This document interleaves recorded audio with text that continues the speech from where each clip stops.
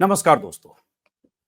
कल जब दिल्ली चुनाव के नतीजे आ रहे थे और उन नतीजों से जब तय हो गया कि दिल्ली में आम आदमी पार्टी की बुरी तरह से हार हो रही है, बीजेपी की जबरदस्त जीत हो रही है और कांग्रेस एक बार फिर से जीरो के खाते का हैट्रिक लगा रही है, तो एक मेरे पत्रकार साथी ने मेरे साथ लाइव में एक शेर का जिक्र किया। वो शेर था, गम नहीं है मुझको अपने मिटने का, गम नहीं है मुझको अपने मिटने का, मुंतजिर हूं मैं उनके पिटने का। मतलब अपने मिटने का गम नहीं है कि हमें जीरो सीटें मिली, हमारा खाता नहीं खुला। हमें खुशी है कि वो बुरी तरह से पिटे और जिनकी 62 सीटें थी, जो लगातार रिकॉर्ड तोड़ जीत रहे थे, वो उनकी बुरी तरह से हार हुई, बुरी तरह से पिटे। ये हालत कांग्रेस की है और ये शेर कल कुरबान अली ने हमारे लाइव के दौरान सुनाया था। सीनियर जर्नलिस्ट है। सुप्रिया, आपका स्वागत है। ये शेर थोड़ा अप्रिय लग सकता है, लेकिन कांग्रेस की हालत पर यह बहुत मौजू है कि जिस कांग्रेस का तीसरे चुनाव में खाता नहीं खुला, जिस कांग्रेस ने लगातार कहें 2020 का चुनाव था, तब कांग्रेस की 67 सीटों पर जमानत जब्त हुई। इस चुनाव में माफ करें 68 सीटों पर, 2020 में 68 सीटों पर कांग्रेस की जमानत जब्त हुई। इस चुनाव की बात करें तो 67 सीटों पर कांग्रेस की जमानत जब्त हुई। खाता नहीं खुला, वोट शेयर में मान लीजिए 2% का इजाफा हुआ। फिर भी कांग्रेसी सब लगता है कि भीतर से बहुत खुश हैं, बल्लियों उछल रहे हैं कि हमें कुछ नहीं मिला तो चलिए वो तो डूब गए। वैसे होता है ना, कहते हैं बेगानी शादी में अब्दुल्ला दीवाना, तो यहां स्थिति है कि बेगानी की बर्बादी में अब्दुल्ला दीवाना। ये स्थिति कांग्रेस की सुप्रिया हो गई। और ऐसी क्यों हो गई, ऐसे बहुत सारे सवाल है। मुझे लगा कि अब 24 घंटे हो गए, आप लोगों ने बहुत सोच विचार कर लिया होगा। उनकी बर्बादी में अपनी खुशी तलाशने की वजह भी तलाश ली होगी, तो मुझे लगा बात की जाए। बहुत स्वागत है सुप्रिया। शुरुआत थोड़ी तल्ख करने वाले हम। पहला सवाल यही। नमस्कार। नमस्कार। आप नहीं फायर नहीं, कोई ब्रांड बात नहीं। प्रवक्ता हैं कांग्रेस की, हर हाल में हर बुरे दौर में भी कांग्रेस को डिफेंड करती रही हैं। तो पहला सवाल यही है सुप्रिया, इस नतीजे में जी। कांग्रेस को क्या हासिल हुआ? ठीक है, आम आदमी पार्टी सत्ता से बेदखल हो गई, 62 से 22 की पार्टी हो गई। कांग्रेस तो जीरो पर थी, जीरो पर है। आपको, आपके दर्शकों को सबसे पहले तो नमस्कार। देखिए, पॉलिटिकल एनालिस्ट होने के नाते, पत्रकार होने के नाते फप्तियां भी कस सकते हैं, कयास भी लगाई जा सकती है। ये भी माना जा सकता है कि कांग्रेस को कोई फर्क ही नहीं पड़ रहा है। ऐसा तो नहीं है। अगर हमारी 0 सीट आई और मेहनत की गई थी तो बिल्कुल फर्क पड़ रहा है। और इसका इसका कोई मापदंड तो है नहीं कि हमें कितना फर्क पड़ रहा है या क्या हो रहा है। असलियत यह है कि जब दिल्ली का चुनाव घोषित हुआ था तो कांग्रेस को तो प्लेयर ही नहीं मान रहे थे। अरविंद केजरीवाल जी जैसे लोग और बीजेपी जैसे लोगों को तो लग रहा था कांग्रेस प्लेयर ही नहीं है। और अगर आप नतीजे देख लीजिए तो कितनी सीटों पर कांग्रेस के होने से फर्क पड़ा है या नहीं पड़ा है वो भी सामने है। हमारा अपना मानना है कि जिन मुद्दों को हमने उठाया वही मुद्दों पर अंततोगत्वा चुनाव ये लड़ा गया और उन्हीं मुद्दों के चलते आम आदमी पार्टी आज हारी है। ये मैं पहली बात कहना चाहती हूँ। तो मुझे इस चीज का फक्र है कि मैं उस पार्टी से हूं जिसने मुद्दों की राजनीति करी, जो जहर पर और किसी की गाली पर और फलाने पर इस तरह का चुनाव हमने नहीं लड़ा। बिल्कुल कांग्रेस के लिए चिंता का विषय है और कांग्रेस, जो सीरियस कांग्रेस कार्यकर्ता है वो बिल्कुल चिंतित है। हमारे नेतृत्व में चिंता है, हमारे दिल्ली की यूनिट में चिंता है कि ऐसा कैसे हुआ कि हम 0 सीट पर आए। और समीकरण ऐसे थे कि लोगों को लगा क्योंकि शायद चुनाव उस तरह से हम वो प्रोजेक्ट नहीं कर पाए कि हम एक विकल्प थे और इसमें ऑर्गेनाइजेशन की वीकनेस है। मुझे ऐसा लगता है कि हमारे अध्यक्ष जी हो या राहुल जी हो या प्रियंका जी हो या तमाम साथी, जिन लोगों ने, सचिन पायलट जी हो या इमरान जी, सब लोगों ने बहुत मेहनत करी, लोगों ने बहुत प्रचार प्रसार किया, नैरेटिव हमने बहुत हद तक सेट किया, लेकिन उसका सीट में तब ना तब्दील होना बिल्कुल चिंता का विषय है। ये कौन कह रहा है कि कांग्रेस सुप्रिया, चिंतित थी? लेकिन कांग्रेस कैसी बिल्कुल मेहनत, चिंतित है। लेकिन सुप्रिया क्या कैसी कांग्रेस मेहनत? चिंता के बाद मायूस होकर बैठ जाएगी और कुछ नहीं करेगी? ये अलग बात है। नहीं, जी बोलिए आप। कितनी मेहनत की सुप्रिया कि 70 सीटों में से 14 सीटें ऐसी हैं जिन पर आप खुश हो सकते हैं कि कांग्रेस को इतने वोट मिले, जिससे आम आदमी पार्टी और बीजेपी के बीच के गैप के जो वोट्स हैं वो मिले और आम आदमी पार्टी हार गई, उसमें योगदान हो सकता है। वो सीटों की लिस्ट है मेरे पास, चाहे अरविंद केजरीवाल की सीट हो, छतरपुर, जंगपुरा, बादली, त्रिलोकपुरी, ग्रेटर कैलाश, तिमारपुर, मालवीय नगर, राजेंद्र नगर, संगम विहार, दिल्ली के नांगलोई, सारी सीटें हैं। इसमें सिर्फ 3 सीटें हैं जिसमें कांग्रेस की जमानत बची, बाकी मैंने कहा कि जमानत जब्त हो गई। तो मैं तो ये पूछ रहा हूं कि आप कह रहे हैं, आप नैरेटिव सेट कर रही थी, आप कह रहे हैं मजबूती से लड़े, आप कह रही हैं कि कांग्रेस ने अपने हिसाब से जो बाकी चुनाव के जरूरी मुद्दे हैं सिर्फ उसी मुद्दों पर चुनाव लड़ा। फिर जनता ने ये हश्र कांग्रेस का क्यों किया? यह सवाल पहले आत्ममंथन करने की जरूरत कांग्रेस को है ना। केजरीवाल की हार में खुशी क्यों तलाश रहे हैं कांग्रेसी?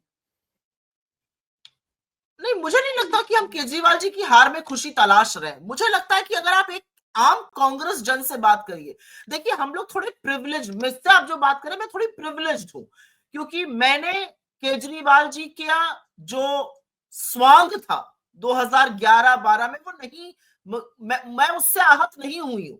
लेकिन कांग्रेस के तमाम ऐसे दिल्ली के कार्यकर्ता हैं जिनको पता था कि केजरीवाल जी खुलकर झूठ बोल रहे हैं, जिनको पता था कि केजरीवाल जी एक अच्छी खासी सरकार को कलंकित कर रहे हैं, जिनको पता था, और आज सबको पता है कि आरएसएस का मोहरा बनकर केजरीवाल जी क्या क्या नहीं कर रहे थे, और केजरीवाल जी ने सत्ता में आने के बाद कितना बड़ा आम आदमी से वो खास आदमी बन गया, और उसकी चर्चा मुझे लगता है हम आगे शो में करेंगे।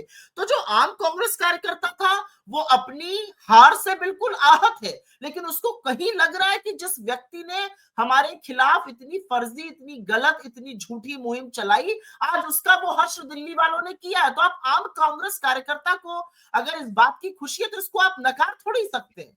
मेरा अपना मानना है कि जिस शीला जी के काम का जिक्र आज भाजपा को करना पड़ रहा है, और जिस शीला जी के काम का जिक्र खुद केजरीवाल जी को करना पड़ गया, जिस मनमोहन सिंह जी की तारीफ केजरीवाल जी को करनी पड़ गई, उन्होंने 2011-12 में अन्ना हजारे के साथ मिलकर क्या क्या नहीं किया था, क्या क्या शब्द नहीं बोले थे। तो मुझे लगता है कि आम कांग्रेस कार्यकर्ता को इस बात की संतुष्टि है कि जिस दिल्ली ने हमें सबक सिखाया, उसने हमसे बड़ा सबक इनको भी सिखा दिया। तो उसमें आप कंट्रोल थोड़ी कर सकते हैं। लेकिन आम कांग्रेस कार्यकर्ता के ऊपर जो लीडरशिप है, जो नेतृत्व है, जो दिल्ली की यूनिट है, जो दिल्ली के प्रत्याशी हैं, उन सबको ये चिंता, और मुझे नहीं लगता कि हम में से कोई भी ये सोचकर संतुष्ट है कि हमने केजरीवाल को 14 सीटों पे हरा दिया, या हम आम आदमी पार्टी को हराने का। हम तो चुनाव जीतने के लिए लड़ रहे थे। चुनाव में या तो जीत होती है या हार होती है, इसके विपरीत तो कुछ लोगों होता की नहीं यही, है, और लोगों हमारी को हार यही हुई लगता है, है। मैंने आपको अपने यही ओपनिंग वक्तव्य यही में कहा था, और मैं वो बात यही दोबारा से दोहरा देती हूँ। हाँ मैं उस बात को दोहरा देती हूँ, मैं उस हाँ बात को दोहरा देती हूँ कि हम्म, इस चुनाव का कांग्रेस के लिए सबसे बड़ा मैसेज है कि जब तक आपकी ऑर्गेनाइजेशन, जब तक आपका ब्लॉक, आपके बूथ, आपके मंडल जब तक स्ट्रांग नहीं होंगे, आपके शीर्ष नेतृत्व की मेहनत बेकार जाएगी। ये बहुत बड़ा लेसन है कांग्रेस पार्टी के लिए, और कांग्रेस पार्टी इस लेसन को लेकर ही आगे बढ़ेगी। हम जब नेतृत्व सृजन की बात आज अगर उत्तर प्रदेश में कर रहे हैं तो इसी सीख से कर रहे हैं, और ये सीख अब हमें दिल्ली में भी ले। मुझे दुख होता है इस बात का कि हमारे नेताओं ने बड़ी मेहनत करी, मुझे दुख होता है इस बात का हमने अच्छा नैरेटिव बनाया, लेकिन ऑर्गेनाइजेशन वीक होने की वजह से हम उस पर उसका फायदा नहीं उठा पाए। ये असलियत है। देखिए सुप्रिया, आप कुछ भी कहिए, लेकिन इसका एक विश्लेषण कल से नतीजों के बाद से आज अखबार छपे हैं, जो भी है, जो भी विश्लेषक हैं, और इसके पहले से हो रहा था, एक्चुअली 20-25 दिन, एक महीने से यही माना जा रहा था कि कांग्रेस इस तरह से चुनाव लड़ रही है कि बस केजरीवाल को हराना है, अपनी लुटिया डूबे तो डूबे, केजरीवाल की लुटिया को डुबाना है। और यही सैडिस्टिक प्लेजर अब इस नतीजे के बाद कांग्रेस उस प्लेजर को एंजॉय कर सकती है, क्योंकि 10-15 सीटों के अलावा कांग्रेस को उस तरह से लड़ते भी नहीं देखा गया। लगा कि 10-15 सीट किसी ढंग से डैमेज कर देना, उतना डैमेज कर पाए आप।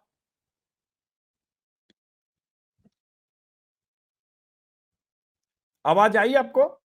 देखिए अजीत जी, हम्म, जब, जी हाँ, देखिए अजीत जी, थोड़ी आवाज की प्रॉब्लम हो रही है। देखिए अजीत जी, जब ऑर्गेनाइजेशन, जब संगठन उतना मजबूत नहीं होता है, तो लाजमी है कि हम अपनी जो ज्यादा मजबूत सीटें उस पर फोकस करेंगे, और हमने वो किया। अब कांग्रेस को चुनाव लड़ना तो विशेषज्ञ या विश्लेषण करने वाले लोग या पत्रकार या आम आदमी पार्टी या भाजपा नहीं सिखाएगा। मैं कल से एक और विश्लेषण भी सुन रही हूँ, और बहुत तबीयत से बोला जा रहा है कि अगर साथ मिलकर लड़ते, क्यों साथ मिलकर लड़ेंगे हम?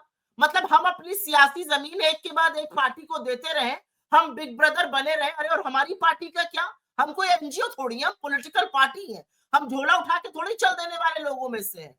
140 साल का हमारा इतिहास है, उस इतिहास को हमें आगे भविष्य में कन्वर्ट करना है। तो हम ऐसा कैसे कर सकते हैं कि अपनी यूनिट पर ताला लगाकर दूसरे की बारात में शामिल हो जाए? क्यों होंगे हम शामिल? 15 साल हमने यहाँ इतनी बढ़िया सरकार चलाई थी, हमें लग रहा था कि हम वापस आ सकते हैं। हम चुनाव जीतने के लिए लड़ रहे थे।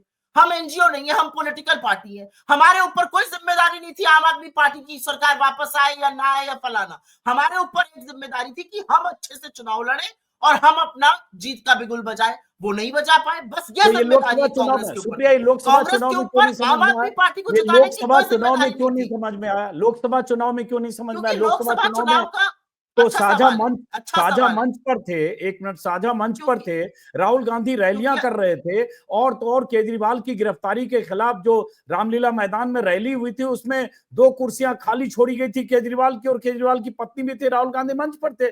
तब तो आप केजरीवाल की तारीफ कर रहे थे और केजरीवाल को फाइटर मान रहे थे, और आज विधानसभा चुनाव में वही राहुल गांधी केजरीवाल को भ्रष्ट, बेईमान और सारी चीजों से नवाज रहे थे। तो ये 5 महीने में ही तो फ्लिप फ्लॉप कांग्रेस का भी स्टैंड हो सकता है। बिल्कुल फ्लिप फ्लॉप नहीं है। मुझे लगता है हर चुनाव का एक मकसद होता है, हर चुनाव का एक एम होता है, हर चुनाव का एक मोटिव होता है। 2024 का इस देश का जो चुनाव था वो बड़ा डिसाइसिव चुनाव था। अगर वो साथ मिलकर नहीं लड़ा गया होता तो नरेंद्र मोदी 240 पर लाकर नहीं उनकी नकेल कसी जाती। 400 का दावा कर रहे थे, संविधान बदलने की बात कर रहे थे, इसलिए सब लोग साथ में आए। हमने अच्छा बढ़िया चुनाव लड़ा और नरेंद्र मोदी जी को 240 पर लाकर पटक दिया। आज वो गठबंधन की सरकार चला रहे हैं, आज जेडीयू पर और टीडीपी पर निर्भर है। आज उनका जो बजट है वो बिहार का बजट साउंड करता है, क्योंकि वो उनकी निर्भरता है। तो ये जो काम है ये साथ में आकर हमारे आने से साथ में हुआ, इसमें हमें कोई आपत्ति नहीं है। आपने बात करी दिल्ली की रैली की, मैं आपको बताती हूँ दिल्ली की रैली के क्या मायने थे। हम उस केस में ओरिजिनल शिकायत करता है, आपकी कोई पॉकेट मार ले, आप उसको सूली पर चढ़ा दीजिएगा। हर सजा का, हर जुर्म की एक सजा होती है। अगर ईडी, सीबीआई, इनकम टैक्स जैसी एजेंसीज को बीजेपी का फ्रंटल बनाकर राजनीतिक प्रतिशोध से राजनीति की जाएगी तो हम अपने प्रतिद्वंदी के साथ भी खड़े होंगे। और हमने वो किया क्योंकि हमें लगा कि वहां पर एजेंसीज का दुरुपयोग हो रहा था। लेकिन क्या घोटाला हुआ? बिल्कुल हुआ। क्या उसकी जांच होनी चाहिए? बिल्कुल होनी चाहिए। जांच, जो घोटाला हुआ उसके अनुसार सजा मिलनी चाहिए, इसमें कोई नहीं नहीं नहीं, विरोधाभासी तो नहीं है। जो, आपने फ्लिप फ्लॉप का, कैसे फ्लिप फ्लॉप है? मैं आपको नहीं एक बात कहती हूँ एज अ कांग्रेस पर्सन, मैं एक हाँ एक कांग्रेस पर्सन की तरह हाँ आपसे एक बात कहती हूँ। हाँ कांग्रेस पार्टी की हर राज्य में इकाई है, हर राज्य में यूनिट है।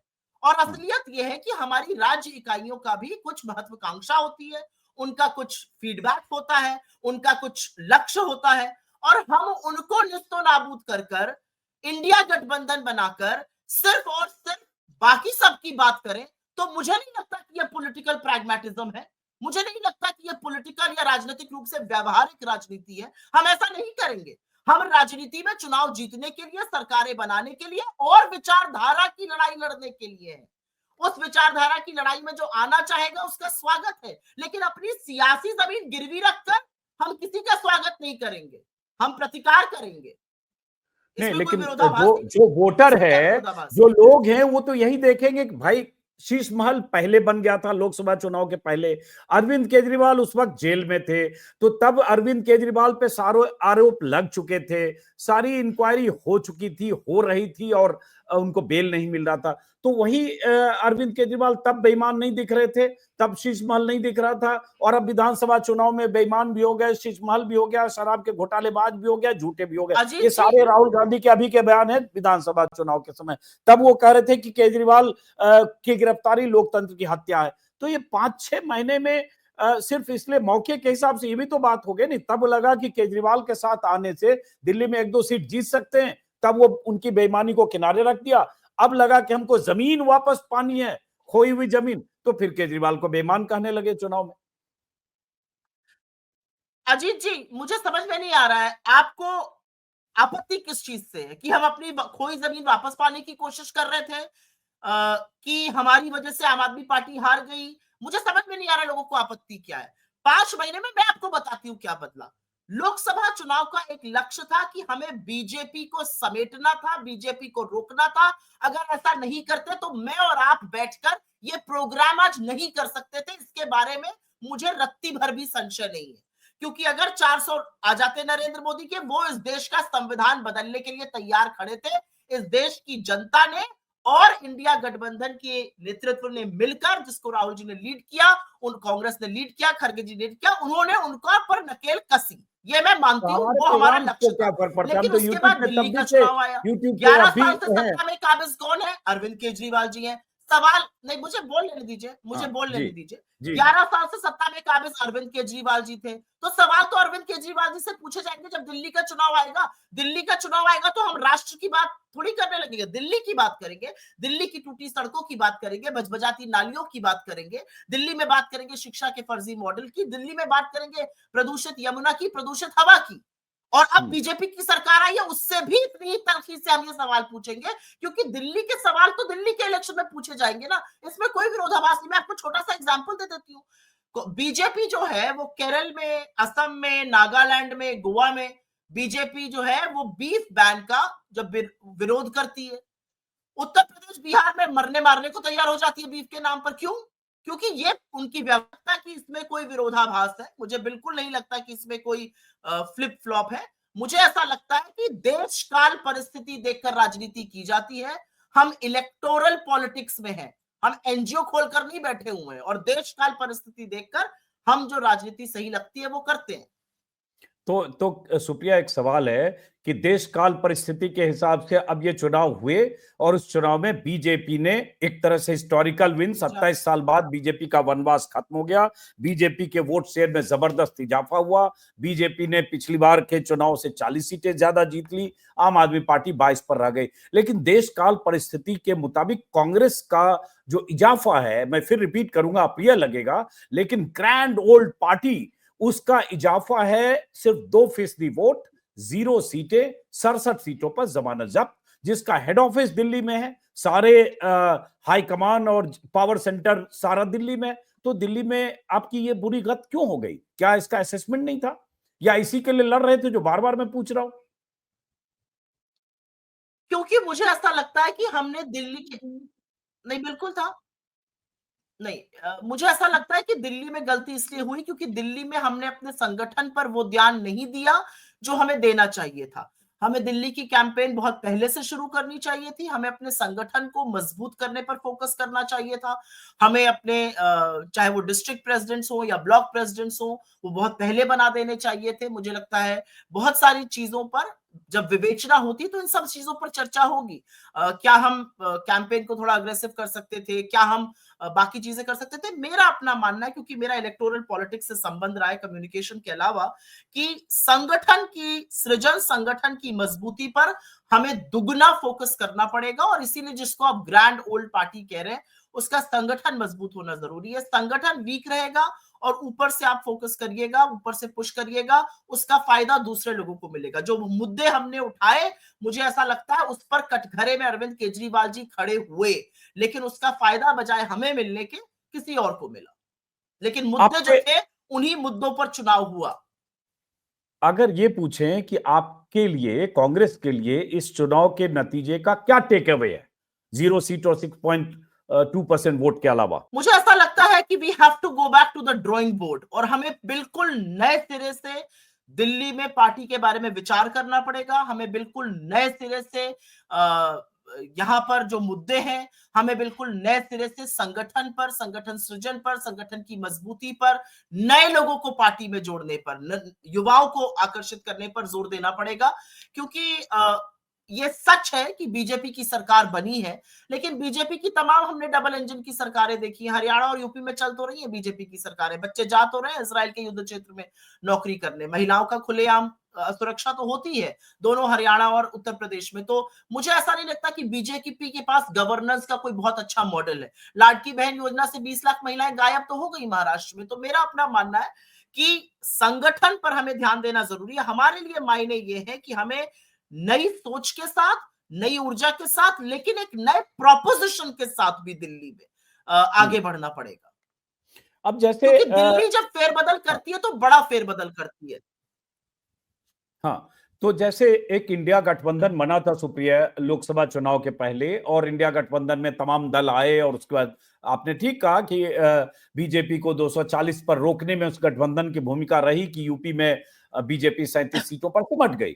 लेकिन वो गठबंधन अब तार तार हो गया कि आप आमने सामने लड़े दिल्ली में, अरविंद केजरीवाल के पक्ष में टीएमसी और अखिलेश यादव का प्रचार हुआ, और उसके बाद आपस में धींगा मुश्ती ये कि आज एक दूसरे को कोस भी रहे हैं, और उसके बाद उमर अब्दुल्ला का एक कल ट्वीट आया, और लड़ो आपस में। तो मतलब ये आपस की लड़ाई, इंडिया गठबंधन का बिखरना, क्या ये मान लें कि अब ये गठबंधन सब छिन्न भिन्न हो गया, बात खत्म हो गई? मुझे लगता है इंडिया गठबंधन में 20-25 से ज्यादा पार्टीज हैं और एक पार्टी से हम आमने सामने लड़े हैं। लोकसभा चुनाव के बाद हमने अपने घटक दल शिवसेना और एनसीपी के साथ मिलकर चुनाव लड़ा। लोकसभा चुनाव के बाद हमने झारखंड में जेएमएम के साथ मिलकर चुनाव लड़ा। लोकसभा चुनाव के बाद हमने जम्मू कश्मीर में एनसीपी के साथ मिलकर चुनाव लड़ा। तो मुझे नहीं लगता कि ये कोई हम आमने सामने खड़े, आमने सामने हम आम आदमी पार्टी के खड़े। और आम आदमी पार्टी के बारे में क्योंकि आप चर्चा कर रहे हैं, तो मैं ये जरूर कहना चाहती हूं कि इंडिया गठबंधन की जो पार्टी है, उनका एक वैचारिक जो सोच है वो एक जैसी। एक तो संविधान को लेकर, दूसरे हमारे देश में धर्मनिरपेक्षता को लेकर, तीसरे अगर अन्याय के खिलाफ कुछ हो रहा है, महिलाओं के खिलाफ, किसानों, एक तरह की सोच है। केजरीवाल जी को भी अब ये डिसाइड करना है कि वो पॉलिटिकल स्पेक्ट्रम में कहां रहना चाहते हैं। एक पॉलिटिकल स्पेक्ट्रम के एंड पर बीजेपी है जिसकी सोच सबको पता है, और एक पॉलिटिकल स्पेक्ट्रम के एंड पे कांग्रेस विद इंडिया घटक दल के साथ है, जिनमें से कुछ का मैंने आपसे नाम लिया, चाहे वो सपा हो, चाहे वो एनसीपी हो, चाहे वो शिवसेना हो, या बाकी पार्टीज हो, तो एनसी हो, इस तरह की पार्टीज के साथ हमने मिलकर चुनाव लड़ा। मुझे लगता है अरविंद केजरीवाल जी को भी अब डिसाइड करना है कि उनकी पॉलिटिकल आइडियोलॉजी क्या रहेगी। वो थोड़ा सा गप इधर से, थोड़ा सा गप इधर से बात नहीं बनेगी। इंडियन पॉलिटिक्स आज एक्सट्रीमली पोलराइज्ड पॉलिटिकल स्पेक्ट्रम्स पे है। आप उस पॉलिटिकल स्पेक्ट्रम में अपने आप को कहां देखते हैं, इस सवाल को भी दिल्ली ने देखा अरविंद केजरीवाल जी के, और इसलिए भी उनकी हार हुई, ये मैं कहना चाहती हूँ। और अगर हमारा संगठन मजबूत रहता तो हम और बड़ा जीतते यहां पर, ये मुझे पूरा संशय नहीं है कहने में। नहीं, लेकिन अगर हार केजरीवाल की देखें, इसमें कोई शक नहीं कि केजरीवाल को 40 सीटें कम मिली 2020 की तुलना में, लेकिन वोट शेयर उसके बाद भी केजरीवाल का अगर देखें 43.5, मतलब बीजेपी से सिर्फ लगभग 2% वोट कम है, और कांग्रेस की तुलना में देखें तो 27%, 37%, माफ करिए, 37% वोट ज्यादा है। तो पार्टी ने वोट एक्वायर किया 43%, केजरीवाल की पार्टी ने। मतलब वोट शेयर मेंटेन रहा उनका। उन्होंने तो 10 साल ऐसी गवर्नेंस कर दी थी कि दिल्ली की तस्वीर बदल दी थी उनके अकॉर्डिंग, लेकिन वो सारे दावे खोखले और सारे वादे ध्वस्त हो गए, तो वोट शेयर उनका बढ़ा नहीं ना। मैं ये कहने की कोशिश, वोट शेयर हमारा थोड़ा बहुत बढ़ा, थोड़ा ज्यादा बढ़ता तो ज्यादा अच्छा लगता, लेकिन क्योंकि उतना अच्छा नहीं बढ़ा तो मैं अपने वोट शेयर के बारे में ज्यादा बात नहीं करूंगी। 6.2% वोट शेयर था। लेकिन मेरा अपना मानना है कि केजरीवाल जी की जो राजनीति, जिस क्यों वो सत्ता में आए थे, एक वो विकल्प क्यों बने थे दिल्ली में, बीजेपी और कांग्रेस दोनों क्यों हार गई थी उनके आगे, और छोटा मोटा हम लोग नहीं हारे थे, बड़ा हारे थे हम लोग, क्योंकि दिल्ली के लोगों को एक उम्मीद थी कि ये कुछ नई तरह की बात कर रहे हैं, ये कुछ नई तरह की राजनीति कर रहे हैं। धीरे धीरे परतें खुलनी शुरू हुई और कलई पूरी खुल गई अंत तक। आम आदमी आम नहीं रहा, आम आदमी तो खास आदमियों से भी ज्यादा खास था। आम आदमी जो बात करता था सबको साथ में लेके चलने की, वो तो बहुत बड़े डिक्टेटर निकले अपनी पार्टी में, एक ही व्यक्ति की बात मानी जाती है। ये हम में और उनमें और बीजेपी में अंतर है। बीजेपी में भी एक व्यक्ति की चलती है, उनके यहाँ भी एक व्यक्ति की चलती है। उसके अलावा मुझे ऐसा लगता है कि जिन चीजों पर मुखरता से एक मुख्यमंत्री को बोलना चाहिए था, चाहे वो दिल्ली के दंगे हो, चाहे वो महिलाओं के साथ असुरक्षा हो, चाहे वो ऐसे कानून हो जो नफरत फैलाने की नियत से पास किए गए, सीए हो, इस तरह के कानून हो, उस पर उनका क्या रुख था और उनके क्या शब्द थे, उनके क्या बयान थे, इससे उन्होंने बहुत विश्वास खोया। आप दिल्ली के मुख्यमंत्री, और जब बुलडोजर चला और अगर आप उसके सामने जाकर खड़े हो जाएंगे तो किसी के बाप की हिम्मत नहीं है कि बुलडोजर से किसी का घर ध्वस्त हो जाए। आप जाके राजघाट पर चुपचाप मुंह बंद करके हाथ जोड़ के बैठ गए। क्यों? क्योंकि एक समुदाय का घर ध्वस्त हो रहा था। अगर दूसरे का होता तो आप क्या करते? आपने अपने दलित मंत्रियों के साथ क्या किया? राजेश गौतम जी उसकी सारा विवरण देते हैं। तो मुझे ऐसा लगता है कि, और उसके बाद शीश महल की तो खैर बातें, चर्चा हमें फ्रैंकली लोकसभा के बाद ज्यादा चीजें पता चली कि क्या क्या शीश महल कैसा बना था, क्या था। मुझे लगता है ये सब चीजें खुलते खुलते थोड़ा वक्त लगा, लेकिन खुल गया और दिल्ली ने देख लिया, तो दिल्ली थोड़ा सा क्षुब्ध हो गई। और दिल्ली को लगा कि हमने जो पॉलिटिकल एक्सपेरिमेंट किया था वो गलत हो गया और इसलिए केजरीवाल जी हार गए। मेरा अपना मानना है कि क्योंकि एक नई पार्टी थी, उनका संगठन मजबूत है हमसे ज्यादा, तो उनका वोट शेयर रहा, लेकिन बहुत जल्दी आप इस वोट शेयर को डिप्लीट होते देखिएगा। ये वोट, मुझे ऐसा लगता है, it's curtains down for his kind of politics at least.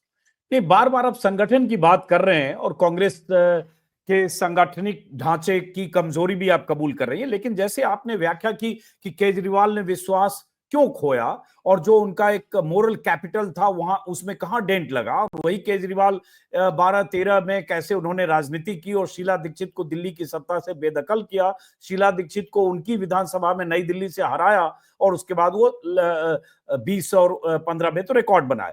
तो उनके विश्वास खोने की व्याख्या तो कर रही हैं सुप्रिया श्रीनेत, लेकिन सवाल ये उठता है फिर राहुल गांधी दिल्ली में रैलियां कर रहे थे, सीलमपुर और जगह भी गए, कुछ रैलियां कैंसिल भी हुई और उसके बाद कैंपेन आप लगातार कर रहे थे, कांग्रेस ने गारंटियां दी, कांग्रेस ने भी केजरीवाल के 2100 के मुकाबले 2500 और तमाम तरह की योजनाओं स्कीम की बात कांग्रेस ने भी की, सिलेंडर देने से लेकर सब पोस्टर पटे रहे। तो ये एक सवाल है कि जनता ने आप पे क्यों नहीं विश्वास किया। खाली संगठन का मसला नहीं है कि संगठन की थोड़ा कमजोर था इसलिए 6% मिला, तो जनता ने आप पे क्यों नहीं विश्वास किया इतने सालों बाद, 11 साल तक केजरीवाल के सत्ता में रहने के बाद भी। ये आत्ममंथन कांग्रेस को भी तो करना होगा। नहीं, बिल्कुल करना होगा, और मैं तो मान रही हूँ कि हमारी तो क्रेडिबिलिटी थी। 2500 अगर कोई देगा तो वो हम ही दे सकते थे। मैं देखती हूँ बीजेपी कितना देती है। बीजेपी ने तो लाडकी बहन शुरू करी थी ना, 20 लाख महिलाओं को बाहर कर दिया।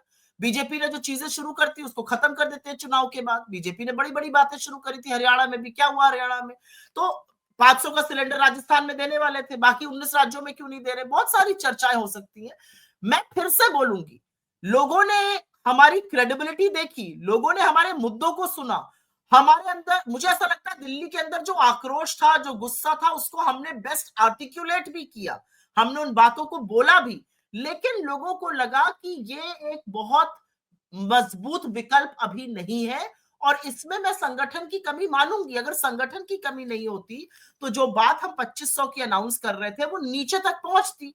हमारी बात उस तरह नीचे तक नहीं पहुंच पाई जिस तरह बीजेपी या आप पहुंचा पाए, क्योंकि उनका संगठन मजबूत था ज्यादा, या बीजेपी का संगठन वेल ऑइल्ड था। इसमें कहने में क्या आपत्ति। मतलब राजनीति में एक चीज तो मैं कहती हूँ, और वो सत्य तो स्वीकार, अगर सत्य थोड़ा असहज हो तो ज्यादा जोर से स्वीकारना चाहिए।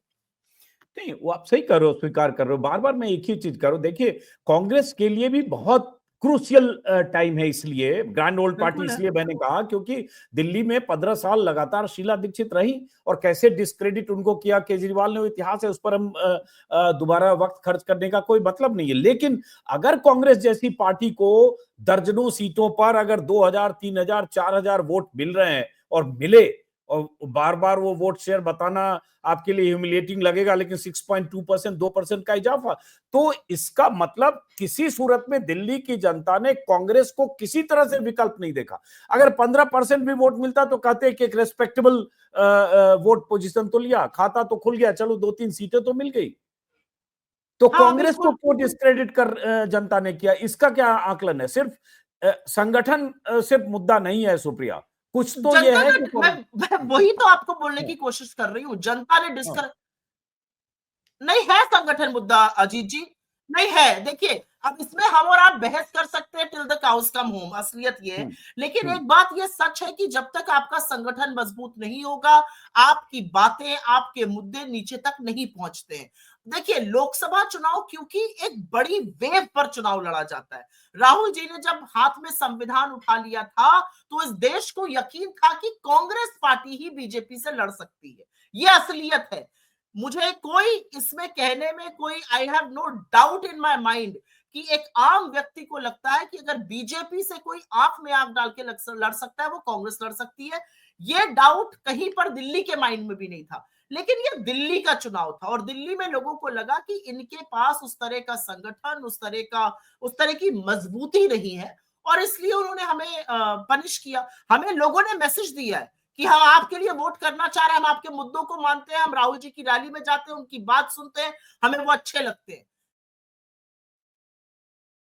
तो अब यहां से क्या है, यहां से नेक्स्ट कांग्रेस के लिए क्या है? भाई विधानसभा में आप है नहीं कि वहां कोई आवाज गूंजेगी, खाता खुला नहीं, केजरीवाल को बेदखल किया, बीजेपी सत्ता में आ गई। यहां से कांग्रेस के लिए क्या टास्क है, क्या करेगी कांग्रेस यहां से रिवाइवल के लिए? नहीं, बहुत कुछ कांग्रेस यहां करेंगे। से सबसे पहले रिवाइवल तो के लिए इसका क्या पूरा आकलन करेगी? किया जा रहा है, हम्म, सीट बाय सीट एनालिसिस किया जा रहा है। कैंडिडेट कौन था, मुझे आप नहीं, बहुत आवाज आ कुछ रही है, करेंगे। बोलिए। जैसा कि मैंने कहा, हाँ, सीट बाय सीट आकलन किया जा रहा है। बाद देखा जाएगा कैसा, क्या आगे का क्या करना है, किन मुद्दों को उठाना है, किस तरह का संगठन बनाना है। क्या संगठन में, जैसा कि हमारे राष्ट्रीय संगठन में 50% सीट जो है वो 50 वर्ष से कम आयु के लिए, महिलाओं के लिए, ओबीसी, एससी, माइनॉरिटीज के लिए है, क्या उस तरह का हमें कुछ करना पड़ेगा, आदिवासियों के लिए वैसा कुछ करना पड़ेगा। बहुत सारी चीजें हैं। हमें अपने जो सक्सेसफुल मॉडल्स हैं, चाहे वो कर्नाटक हो या तेलंगाना हो या हिमाचल हो, या जो हमारे सक्सेसफुल ऑर्गेनाइजेशन मॉडल्स है, राजस्थान हो, छत्तीसगढ़ हो, वहां से हम कुछ कुछ बोरो करेंगे। और मेरा अपना मानना है कि दिल्ली में एक उम्मीद है हमारे रिवाइवल की, और वो उम्मीद कांग्रेस के नेतृत्व को दिख रही थी। ये भी एक कारण था कि हमने अलग चुनाव लड़ा। मुझे ऐसा लगता है कि कोई कितना भी कांग्रेस को ब्लेम करे, कांग्रेस के पास राजनीतिक समझ और राजनीतिक अनुभव की तो कमी है नहीं। तो मुझे नहीं लगता, जब चुनाव शुरू हुआ था तो हम में से किसी को लग रहा था कि हम 70 में से 69 सीट जीतकर सरकार बनाने जा रहे हैं। लेकिन हमें लगता था कि ये एक ऐसी सियासी जमीन है जिसको हम वापस ले सकते हैं, जहां पर आपके खिलाफ एंटी इनकम्बेंसी है, और बीजेपी जो है उसका डावाडोल स्थिति रहेगी आगे भी। बीजेपी सरकार भले बना ले, लेकिन बीजेपी ने ऐसे पहले भी सरकारें चलाई और उनको बेदखल किया है इस दिल्ली के लोगों ने। तो हमें जैसे शुरू से अंदेशा था कि ये एक ऐसी फर्टाइल सियासी जमीन है जो हम वापस लेना चाहते हैं। जैसे आपने कहा ना कि आप में से किसी को नहीं लग रहा था कि 70 में 69 सीटें लेकर दिल्ली में सरकार बनाने जा रहे हैं, लेकिन क्या आपको ये लग रहा था कि फिर से 0 पर रहकर 6.2 पर रह जाएंगे? बहुत सारे लोग मान रहे थे, आपके नेता भी सोच रहे होंगे हो सकता है 10% वोट शेयर मिल जाए, हो सकता है 2-3 सीटें मिल जाए। तो ये नतीजे आएंगे, इसका असेसमेंट था? थोड़ा बार बार अप्रिय सवाल पूछ रहा हूं क्योंकि नहीं जब नहीं, बिल्कुल नहीं, जब हमें लगता था नतीजे। हाँ, नहीं नहीं, अप्रिय बिल्कुल पूछिए। मुझे लगता हाँ, है पत्रकारों को अप्रिय सवाल ही पूछने चाहिए। नहीं, मुझे बिल्कुल लगता था, और हम सबको लगता था, संगठन में नेतृत्व को भी लगता था कि इससे बेहतर नतीजे आएंगे। हमें जो रिस्पॉन्स मिल रहा था हमारे रैलीज में, हमारे रोड शोज में, जिस तरह के लोग आ रहे थे, जिस तरह से लोग हम लोगों को, जहां पे हम लोग भी प्रचार के लिए गए, जब लोग रिएक्ट कर रहे थे, बिल्कुल आशा और उम्मीद थी कि इससे बेहतर प्रदर्शन होगा। और दुख हुआ इस बात का कि वैसा प्रदर्शन नहीं हुआ जैसे कि उम्मीद थी। अब इसमें क्यों झूठ बोलूंगी मैं। अब यहां से केजरीवाल तो चलिए सरकार से बाहर हो गए, नेता विपक्ष भी नहीं बन पाएंगे क्योंकि वो खुद हार गए। लेकिन अगली लड़ाई अब 2 साल है, लेकिन अगली लड़ाई पंजाब की है, क्योंकि पंजाब से भी कांग्रेस से सत्ता केजरीवाल की पार्टी ने छीनी है। तो क्या कांग्रेस यहां से अभी से आगे पंजाब की लड़ाई है, पंजाब में वो खोई हुई जमीन हासिल करने के लिए ये मंथन चिंतन भी होगा? इस तरह से कुछ बात हो रही है? आप पंजाब के हमारे किसी भी लीडर का, चाहे हमारे अध्यक्ष हो पंजाब के, या हमारे सीएलपी हो, या हमारे एमपीज हो वहां से, या हमारे वहां से एमएलए हो, उनके बयान उठाकर देख लीजिए कि हम कितनी तीव्रता से उस चुनाव को, और कितनी प्रखरता और प्रमुखता से उस चुनाव को लड़ने के लिए बेसब्र और तैयार है। मुझे ऐसा लगता है कि पंजाब के साथ एक बहुत गलत एक्सपेरिमेंट हो गया है। पंजाब एक बॉर्डर स्टेट है, और बॉर्डर स्टेट होने के नाते पंजाब जो है इस समय बहुत सुरक्षित नहीं है। पंजाब से कई बार जिस तरह की आवाजें आती हैं, पंजाब से जिस तरह से लॉ एंड ऑर्डर का कोलैप्स हुआ है, 8-8 10-10 स्थानों पर ग्रेनेड चले हैं, और वो ग्रेनेड हिंदुस्तान के नहीं, विदेशों से आए हुए ग्रेनेड है। मुझे लगता है कि पंजाब पर मैं थोड़ा जिसको कहते हैं रिस्ट्रेन ही बोलना चाहूंगी। लेकिन बिल्कुल पंजाब में जो एक्सपेरिमेंट था वो फेल हुआ है, चाहे वो गवर्नेंस का मॉडल हो जहां पर 1,000 रुपए देने की बात थी महिलाओं को, चाहे वो सुरक्षा का मॉडल हो, क्योंकि वहां पर तो पुलिस भी आपके पास है, उसके बावजूद भी पंजाब के दीवारों पर जो आज खुलेआम लिखा हुआ है वो देश की एकता और अखंडता और भूभागीय अखंडता के लिए बिल्कुल ठीक नहीं है। और मैं एक बात आपसे और कहना चाहती हूँ अजीत जी, और वो बोलिए। बात कहनी जरूरी है। हम लोग दिल्ली की इतनी बात कर रहे हैं, दिल्ली का मैंडेट कोई बीजेपी के लिए नहीं है। ये पूरी तरह से मैं इसमें कन्विंस्ड हूं। ये मैंडेट बीजेपी के मैंडेट आम आदमी पार्टी के खिलाफ है। घोर गुस्सा, घोर डिसअपॉइंटमेंट और बहुत असंतोष व्यक्त करके लोगों ने किया है। अगर ऐसा नहीं होता तो आम आदमी पार्टी के बड़े बड़े नेता, चाहे वो अरविंद केजरीवाल जी खुद हो, चाहे वो मनीष सिसोदिया हो, चाहे वो चुनाव नहीं हारते। जब आपके बड़े बड़े चेहरे चुनाव हारते हैं तो कहीं ना कहीं मैंडेट आपके खिलाफ है। बीजेपी के लिए मैंडेट नहीं है, क्योंकि देखिए बीजेपी क्या बोल रही है। बीजेपी बोल रही है हम यमुना साफ कर देंगे, हम ये कर देंगे। आप बाकी 18 जगहों पर भी तो है ना, क्यों नहीं कर दिया? वहां पर 50 करोड़ की पेनल्टी आप पर और आम आदमी पार्टी दोनों पर लगी थी, बीजेपी की सरकार पर भी लगी थी, केंद्र सरकार पर। आप तो गंगा जी का आचमन लायक आज तक नहीं कर पाए। साबरमती देश की सबसे सेकंड मोस्ट पोल्यूटेड है, मोदी जी तो वहां पर 15-20 साल रहकर आए। तो ये सब बातें जो है, एक अलग बात है, चुनाव जीत हार होती है, लेकिन ये मैंडेट जो है ये अरविंद केजरीवाल जी के खिलाफ है। और इसीलिए मैं कह रही थी कि अगर हमारा संगठन मजबूत रहता तो ये मैंडेट का फायदा जो इनके खिलाफ गया वो हम उठाते। चलिए, अगला सवाल मैं यही पूछने वाला था, लेकिन आपने संगठन पर लाकर फिर से अपना बचाव पहले रख लिया। मैं यही पूछने वाला था कि अगर केजरीवाल के खिलाफ मैंडेट था तो उस खिलाफ मैंडेट का फायदा कांग्रेस को क्यों नहीं हुआ, बीजेपी को क्यों हुआ? और ये मानना पड़ेगा कि बीजेपी ने अपनी सीटों की टैली जबरदस्त बढ़ाई। अगर बीजेपी को सीटों में जबरदस्त इजाफा हुआ, 40 सीटों में वोट शेयर में इजाफा हुआ, तो मामूली बात नहीं है। और केजरीवाल, ठीक है, केजरीवाल सत्ता से बेदखल हुए, लेकिन एक पक्ष ये भी है कि उसके बाद भी केजरीवाल की पार्टी को 43.5% वोट मिल गए। वोट 10% कम हुआ, लेकिन रिटेन भी किया। ये भी बात है कि बड़े बड़े दिग्गज हार गए। अब जो हारे उसमें सारे आंकड़े सोशल मीडिया पर वही तैर रहे हैं, सुप्रिया, कि वहां संदीप दीक्षित को 4,500 वोट मिल गए, इसलिए हार गए। जंगपुरा में फरहाद सूरी को इतने वोट मिल गए, इतने हजार, 7,300, इसलिए हार गए। ग्रेटर कैलाश में 6,700 कांग्रेस को मिल गए, इसलिए हार गए।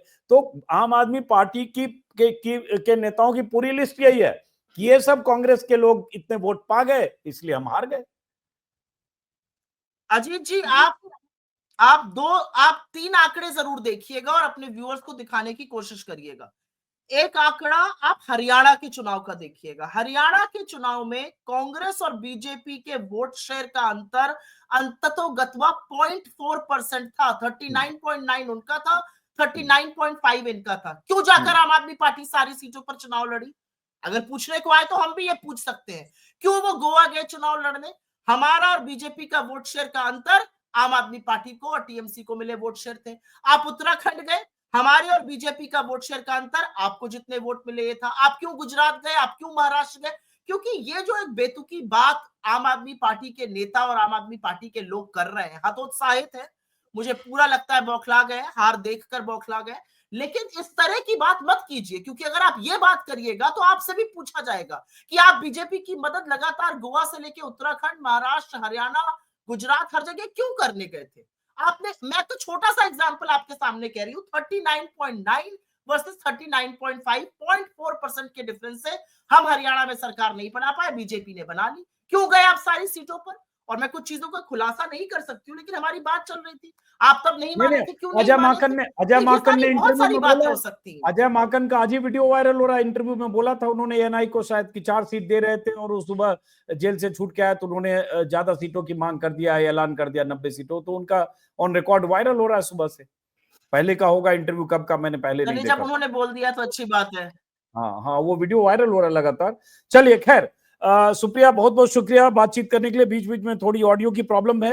बहुत एक बात धन्यवाद, फिर आपने बहुत जैसे धन्यवाद। क्लोजिंग में अभी कहा कि आम आदमी पार्टी हार से बौखलाई हुई है।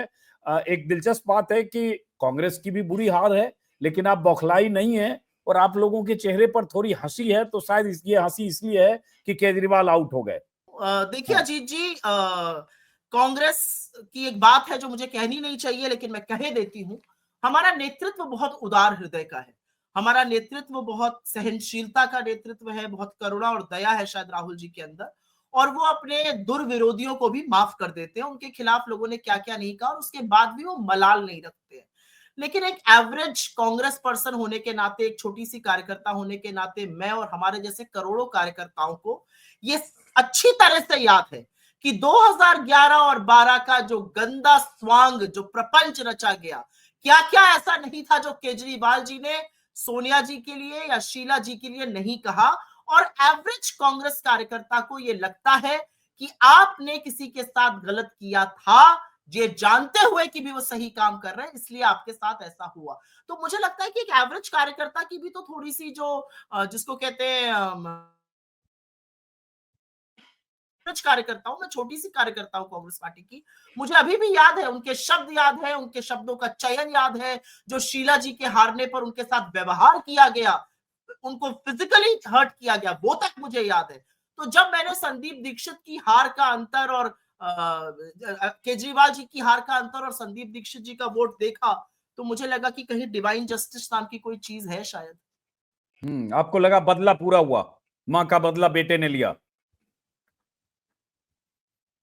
बदले से तो देखिए, बदले नहीं, मुझे नहीं लगता, ये कोई पिक्चर थोड़ी है, बदले से थोड़ी राजनीति की जाती है।